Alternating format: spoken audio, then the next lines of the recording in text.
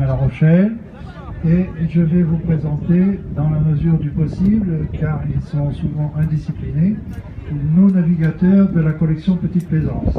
Alors, aux allées du musée maritime, nous soutenons le musée, bien sûr, nous créons des animations autour du musée et nous participons à l'enrichissement du patrimoine et des collections du musée.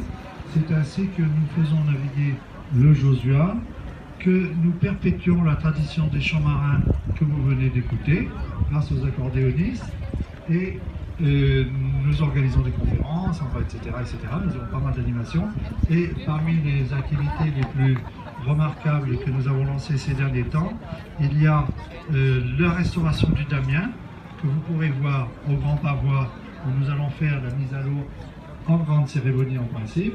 Et nous faisons naviguer le Josua, je l'ai déjà dit, et nous avons créé la collection de la Petite Plaisance qui rassemble plus d'une quarantaine de petits bateaux qui ont participé à la démocratisation de la plaisance, c'est-à-dire des bateaux en gros qui ont commencé à être construits dans le plus vieux des années 30, et on va jusqu'en 1962 à peu près.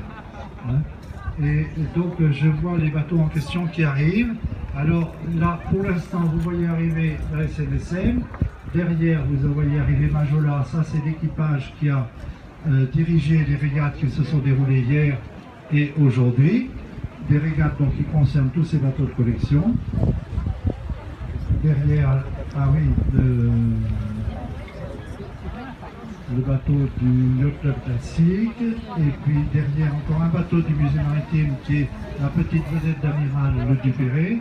On voit arriver avec ses voiles le Josua de Bernard Moitessier, que les amis font naviguer. C'est des équipages, toujours des amis qui font naviguer ce bateau et qui l'entretiennent en grande partie. J'en profite pour vous signaler qu'on peut les remercier parce qu'ils font un gros travail, parce que ce bateau, évidemment, est en acier, et il y a pas mal de travail pour l'entretenir, et c'est tous les bénévoles des amis qui l'entretiennent, avec l'aide, bien sûr, du personnel du musée.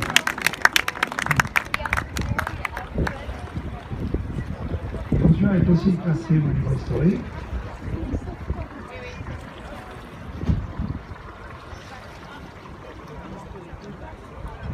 Alors, parmi les bénévoles, on salue la Majola, la petite vedette du comité de course, qui s'est occupée de tout organiser. Le Yacht Club Classique, qui est notre partenaire dans cet événement. Alors, le Yacht Club Classique, vous le savez, il regroupe des propriétaires de bateaux classiques. On voit Sylvain qui passe devant nous.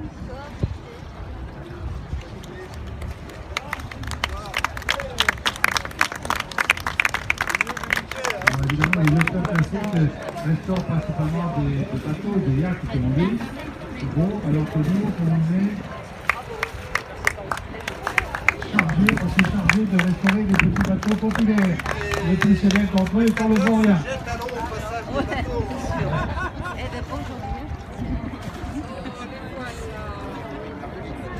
Ici, la vedette du Dupéré qui passe.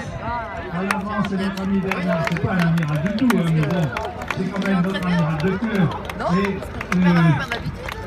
le Dupéré, il faut savoir que le bateau de la Marine nationale, c'était le Dupéré, était parrainé par la ville de La Rochelle, et quand le bateau de guerre est parti à la ferraille, l'amiral nous a gentiment donné sa vedette au musée maritime. Et voilà Josua qui avance à la voile et en silence.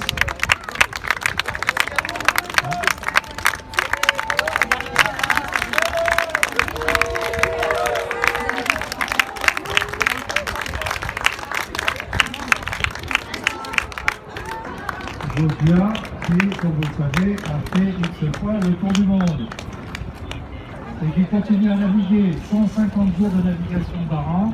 C'est un des bateaux de La Rochelle qui navigue le plus, avec toujours les équipages des amis, des bénévoles bien sûr. Ben voilà, les Moss qui arrivent. Le petit bateau blanc et bleu à l'avant, c'est un Moss Ranière. Il vient de faire la régate. Il s'est d'ailleurs très bien comporté.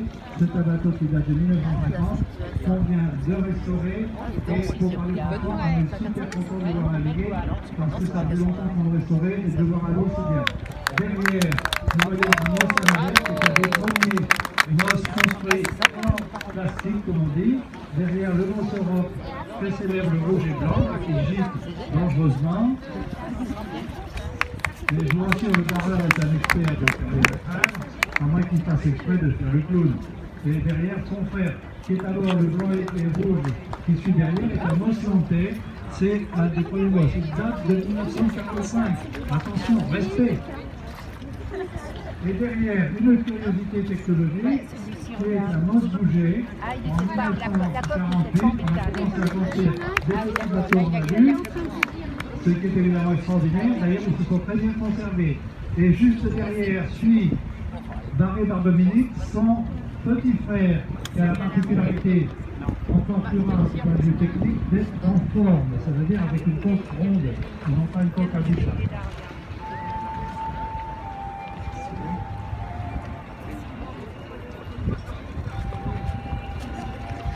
Voilà, le FRA numéro 6 est encore un Moss Europe. Alors, dans l'histoire des Moss, les Moss, à l'origine, ce sont des bateaux à restriction. À 16 consignes, vous voyez, ils ont tous à la taille. Ils doivent faire 11 pieds de long, c'est-à-dire 3,35 m. Et à partir de là, à partir du moment où la sonde fait 3,35 m, on fait ce qu'on veut. La voile est toujours la même aussi. Et l'Europe, par contre, c'est toujours un Moss, mais le série, c'est-à-dire tous les Europes ont exactement la même coque. Alors que les autres, comme vous le voyez, toutes les coques ont été inventées. Le Moss, c'est ça qui est intéressant quand on le collectionne, c'est que les architectes se sont donné beaucoup de mal pour inventer des choses nouvelles dans des dimensions quand même assez faibles. Et suit derrière notre champion Rochelet Bertrand Chéret, à la barre d'un Charpie qui date lui aussi de 1945 et qui a fait les régates, ce jeune homme.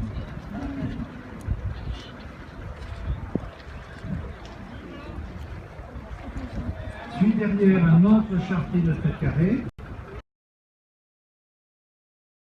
fait pour être économique à la construction et qui sont destinés aux régates en solitaire, comme le Moss. Vous voyez, le Moss est beaucoup plus petit, donc les Charpies c'est plutôt pour les grands garçons un peu plus lourds. Et le Moss, il ne faut pas être trop lourd, hein, ils ont 70 kg.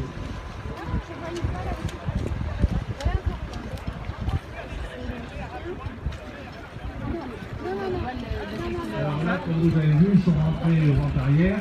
Donc maintenant, ils vont nous faire une démonstration et ressortir au près, en tirant des belles.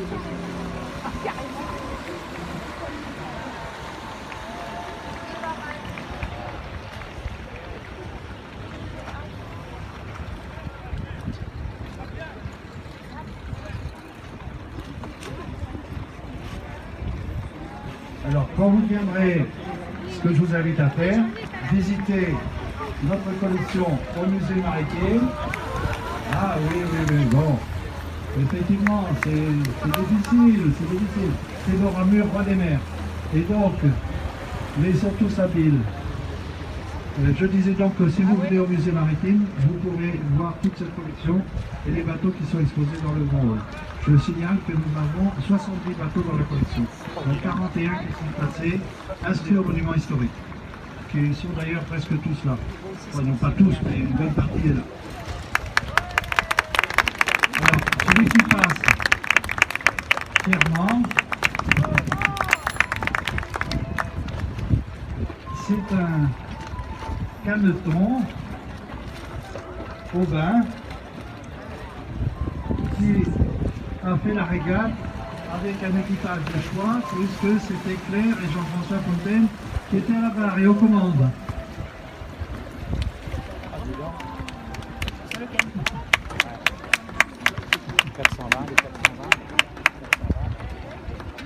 Alors, pendant que le Charpie de notre ami Louis remonte au pré, qu'il est venu de Paris exprès pour participer à la régate. Car c'est une des caractéristiques de notre activité, c'est qu'on essaye d'attirer ici tous les collectionneurs je ne dirais pas du monde entier, mais en tous les cas d'Europe. D'ailleurs, le Sharpie va croiser le numéro 21356, qui est un snipe piloté par Michel et Gabriel, qui viennent de Suisse, exprès pour participer à notre regard, suivi par un autre snipe. Alors, le snipe, c'est un bateau des années 30 qui est donc assez ancien, tout à fait représentatif de l'esprit de nos collections et qui a comme particularité de marcher très bien. Et Jean-Claude Bourrest m'avait dit. Ici, un Louis Ardulo. Jean-Louis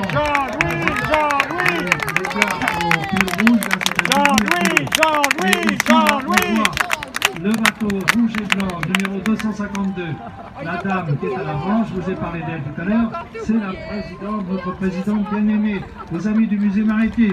On l'applaudit avec son barreur, Joël Sello. Et voici notre bateau bien symbolique de l'esprit de notre collection, c'est le Vaurien, qui, comme son nom l'indique, est un bateau extrêmement précieux. Là, puisque je crois que 25 000 ont été construits dans l'histoire. Sans doute un des bateaux les plus répandus dans le monde. Il se tient bien droit, hein. J'ai l'impression qu'il n'a pas envie de jeter lui. Hein. C'est marrant. Le 2304 fait partie de la collection des cantons. On en a 3 cantons. Et voici le dernier bateau, celui qui passe, le 161. C'est notre dernière acquisition. Acquisition, c'est beaucoup dire, car je signale quand même que tous les bateaux que vous voyez passer, qui font partie de la collection, ont tous été offerts aux amis. Attention de ne pas abîmer le quai, dit quelqu'un que je connais qui est à côté de moi. Qui veille sur le patrimoine de la ville de La Rochelle.